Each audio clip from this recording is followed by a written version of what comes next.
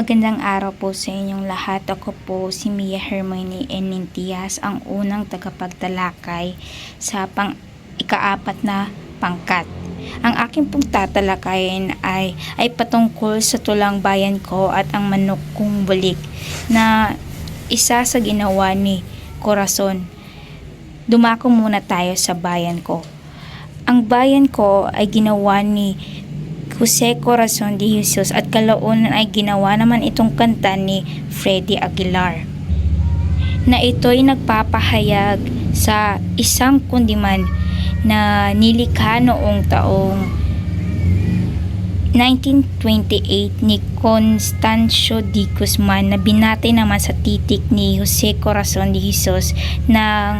Sa nilikha ito, ang awit naman ay nababatay sa panahong diskursong patungkol sa mga nararanasan ng kolonisasyon ng Pilipinas sa ilalim ng mga kamay ng Amerikano.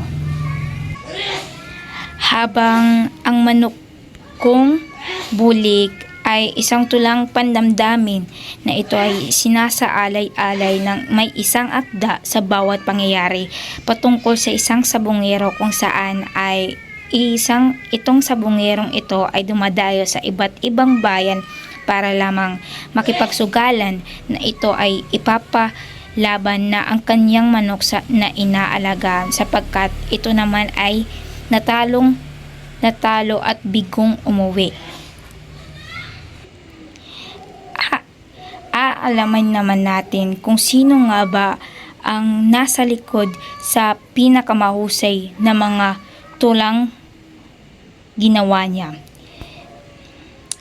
Walang iba kundi si Jose Corazon de Jesus na mas kinikilalang sa gisag ng Husing Batuti. Isa siyang Pilipinong Makata na sumusulat sa wikang Pilipino na ipinagpapahayag ang kanyang ninanais sa kalayaan ng mga mamamayan mula sa pananakop ng mga Amerikano. Siya ay pinanganak noong Nobyembre 22 taong 1890. Siya ay tinaguri ang hari ng Balagtasan. Ngunit may ilan rin na mga akda siyang isinulat. Iyon ay ang Barong Tagalog, ang Pagbabalik, ang Pamana at Isang Panungkahoy at